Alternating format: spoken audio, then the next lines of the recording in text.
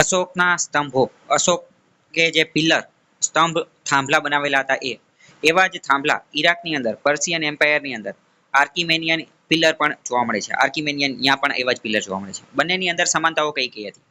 બંનેની અંદર સમાનતા એ હતી કે અશોકના પિલરની અંદર દીપી અને લિપિ નામની વસ્તુ લખેલી જોવા મળે છે. દીપી અને લિપિ આ અશોકના સ્તંભ લેખોની અંદર વારંવાર વાપરવામાં આવતા શબ્દો છે, દીપી અને લિપિ. કોઈ પણ બુકની અંદર આ તમને મળશે નહીં. દીપી અને લિપિ શબ્દ તમારે યાદ રાખવાનો, દીપી અને લિપિ શબ્દ.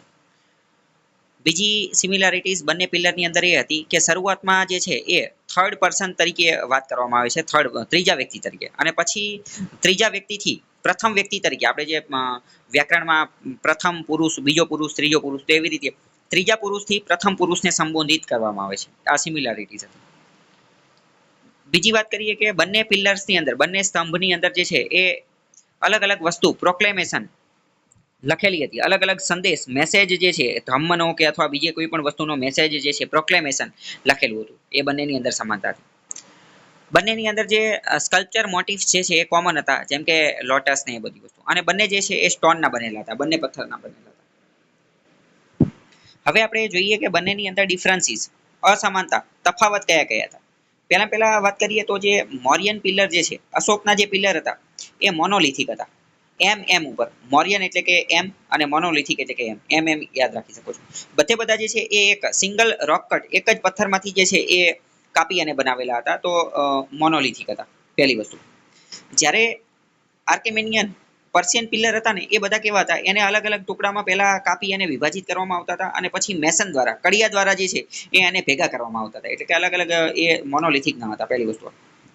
બીજી વસ્તુ કે આપણે તો એક જ પથ્થરમાંથી કાપીને બનાવતા હતા, એટલે આપણે જે છે એ કેવા હતા, તો કે આપણે જે છે એ પોલિશ્ડ રહેતા હતા. કેવા? પોલિશ્ડ. તો મતલબ કે મોરિયન પિલર જે છે એ સ્મૂથ, એમનું એક્સટેરિયર સ્મૂથ રહેતું હતું, જ્યારે ઓલમની અંદર ખાડા ખડિયા ખરબચડું રહેતું હતું, ગ્રુવડ સરફેસ રહેતી હતી પર્શિયન પિલરની અંદર. બીજો તફાવત એ હતો કે મોરિયન પિલર્સ હતા તો એમાં સૌથી ઉપર જે એનિમલ ફિગર મૂકવામાં આવતી હતી એ હંમેશા એનિમલ ફિગર જ રહેતી હતી. મતલબ કે 4 સિંહની આકૃતિ હોય, અથવા બુલ એટલે કે બળદ હોય, અથવા કમળ હોય, આવી વસ્તુ જ હોય. મતલબ કે એનિમલ ફિગર મૂકવામાં આવતી હતી. જ્યારે પર્શિયન પિલર હતા એની અંદર એ એનિમલ ફિગર પણ હોઈ શકે અને હ્યુમન ફિગર પણ હોઈ શકે. માનવની આકૃતિ, માનવની મૂર્તિ પણ એ લોકો મૂકી દેતા હતા. બીજી વાત કરીએ કે આપણા મોરિયન પિલર, અશોકના જે પિલર હતા એ ઇન્ડિપેન્ડન્ટ, સ્વતંત્ર રીતે ઊભા કરવામાં આવતા હતા. જ્યારે પર્શિયન પિલર હતા ને એ સ્વતંત્ર રીતે નહોતા મૂકવામાં આવતા, પરંતુ કોઈ એક બીજી બહુ મોટો કોમ્પ્લેક્સ હોય, બહુ મોટી બિલ્ડિંગ હોય, એ બિલ્ડિંગના આર્કિટેક્ચરલ સપોર્ટ માટે, બીમ તરીકે, આપણે અત્યારે જે સપોર્ટ માટે જે બનાવીએ ને એ રીતે એ લોકોના સપોર્ટ માટે બનાવેલા હતા. જ્યારે અશોકના જે હતા એ તો ઇન્ડિપેન્ડન્ટ, સ્વતંત્ર રીતે બનાવેલા હતા. બીજી વાત કરીએ કે મૌર્યના જે છે અશોકના એ સ્વતંત્ર હતા, એટલે એના કારણે એની ઉપર રોયલ ઓર્ડર્સ ઇન્સ્ક્રાઇબિંગ કરેલા હતા, બુદ્ધિસ્ટ ટીચિંગ ને એ બધું એની અંદર લખેલું હતું. એપિગ્રાફિક મોન્યુમેન્ટ્સ હતા, જ્યારે કોલમની અંદર એવું કંઈ લખેલું ન હતું, એમાં ખાલી આર્કિટેક્ચરલ સપોર્ટ જોવા મળતો હતો. મૌર્યના જે છે એ ઇન્ડિપેન્ડન્ટ ફ્રી સ્ટેન્ડિંગ કન્સ્ટ્રક્શન જોવા મળતા હતા. જ્યારે પર્શિયન હતા એ કેવા હતા, તો એ તો બહુ લાર્જ કોમ્પ્લેક્સ હોય એનો જ એક એની સાથે ઇન્ટિગ્રેટ રહેલા હતા અને એક સપોર્ટ તરીકેનું કામ કરતા હતા. બીજી વાત કરીએ કે મોરિયન પિલર જે છે એનો કોઈ બેઝ, પાયો ન હતો. મોરિયન પિલર હતા એ ખાલી ડાયરેક્ટ જ ગ્રાઉન્ડમાં ડીગ કરી અને જમીનમાં ડાયરેક્ટ ખાડો ખોદી અને જે છે એ નાખી દેવામાં આવતા હતા. જ્યારે પર્શિયન પિલર્સ જે છે એ તો એક કોમ્પ્લેક્સ સ્ટ્રક્ચર જે છે એના સપોર્ટ તરીકે હતા, એટલે એને પહેલા બેઝ બનાવવામાં આવતો હતો, રેક્ટેન્ગ્યુલર અથવા બેલ શેપ્ડ બેઝ. બેલ શેપ્ડ એટલે કે ઘંટ આકારનો બેઝ, અથવા રેક્ટેન્ગ્યુલર લંબચોરસ બેઝ, પાયો બનાવવામાં આવતો હતો. પાયો બનાવી અને પછી જે છે એ બનાવવામાં આવતો. મતલબ કે મોરિયન પિલરમાં કોઈ બેઝ જોવા મળતો ન હતો, જ્યારે પર્શિયન પિલરની અંદર બેઝ જે છે એ જોવા મળતો હતો. હવે પરંતુ મોરિયન પિલર જે છે એમાં બેલ શેપનું કેપિટલ જોવા મળતું હતું. બેલ શેપનું કેપિટલ જે છે એ ખાલી અને ખાલી ટોપ ઉપર જોવા મળતું હતું.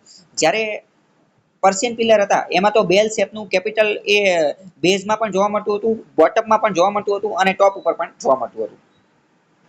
તો બંનેની વચ્ચે જે છે એ આટલા તફાવત જે છે જોવા મળે છે. હવે અહીંયા ધ્યાનપૂર્વક સમજવાની કોશિશ કરીએ. આ જે પિલર હતા તો એના મુખ્યત્વે જે છે એ 4 ભાગ રહેતા હતા. 4 ભાગના નામ તમને ખબર હોવી જોઈએ. પહેલા એકદમ નીચે બેઝ હોય, એટલે કે પાયો હોય. તો અશોકના પિલરની અંદર એવો કોઈ પણ બેઝ, પાયો જોવા મળતો ન હતો. પર્શિયન પિલરની અંદર બેઝ જોવા મળતો હતો. એ બેઝ જે છે એ બેલ એટલે કે ઘંટાકાર હોય અથવા રેક્ટેન્ગ્યુલર લંબચોરસ હોય. આ જે છે આ બેલ આકારનો છે, એટલે કે ઘંટાકાર પ્રકારનો છે. બરાબર, તો આમાં પહેલા તો બેઝ જોવા મળતો ન હતો. બરાબર, હવે આ જે આખું જે છે આને કહેવાય શાફ્ટ. SHAFT shaft. શાફ્ટનો મતલબ શું થાય? શાફ્ટનો મતલબ પિલર જ થાય. તો પહેલો પાર્ટ થઈ ગયો આવડો શાફ્ટ. આ જે છે એ પહેલો પાર્ટ થઈ ગયો શાફ્ટ. પછી હવે આ જે બીજા નંબરની આ વસ્તુ જે છે, આ વસ્તુ એનું નામ છે કેપિટલ. એને શું કહેવામાં આવે? કેપિટલ. આ કેપિટલ જે છે એ ઇન્વર્ટેડ લોટસ હોય. ઇન્વર્ટેડ લોટસ હોય અથવા ધમ્મચક્ર હોય. ઇન્વર્ટેડ લોટસ એટલે કે ઊંધું કમળ. આને ધ્યાનપૂર્વક જોશો તો ખબર પડશે કે આ ઊંધું કમળ છે, અથવા તો શું છે તો કે ધમ્મચક્ર હોય. અત્યારે આપણે ઇન્વર્ટેડ લોટસ રાખીએ. બરાબર, તો આને શું કહેવાય? આને કેપિટલ કહેવાય. આને કેપિટલ. એની ઉપર જે છે આ જે કેપિટલ જે છે એની ઉપર જે છે એ પાછું આ જે વસ્તુ જે છે અહીંયા એબાકસ હોય. એબાકસ. અને એની ઉપર સૌથી ઉપર જે છે એ આ એનિમલ ફિગર જે છે એ જોવા મળતી હોય. તો ટોટલ 4 પાર્ટ જે છે એ તમને ખબર હોવી જોઈએ. પહેલું તો બેઝ જે આમાં જોવા મળતો નથી, એટલે ડાયરેક્ટ જે છે આપણે એની વાત કરીએ. આને શું કહેવામાં આવે? તો એક તો શાફ્ટ. પછી એની ઉપર શું હોય? તો કે કેપિટલ આવે. એની ઉપર શું હોય? તો કે એબાકસ આવે. અને એની ઉપર શું આવે? તો કે આ જે એનિમલ ફિગર જે છે એ આવે. તો શાફ્ટ, કેપિટલ, એબાકસ અને એનિમલ ફિગર, આ તમને ખ્યાલ હોવો જોઈએ. અહીંયા જો બધા જ વ્યવસ્થિત સમજાવેલા છે. આ બેઝને તો બેઝ જે છે બેઝ એને તો ઘણી બધી વાર કેપિટલ કહેવામાં આવતું હોય છે. તો કેપિટલ કેવું હોય? તો કે ઇન્વર્ટેડ લોટસ હોય. અહીંયા જો આ કેપિટલ છે, કેપિટલ એટલે કે ઇન્વર્ટેડ લોટસ. એની નીચે આ જે છે એ પિલર શાફ્ટ છે, એટલે કે આ શાફ્ટની ઉપર કેપિટલ અથવા બેઝ, એની ઉપર એબાકસ. એબાકસ એટલે આ જે પિલર જેવું છે એ, અને એની ઉપર સૌથી ઉપર એનિમલ ફિગર.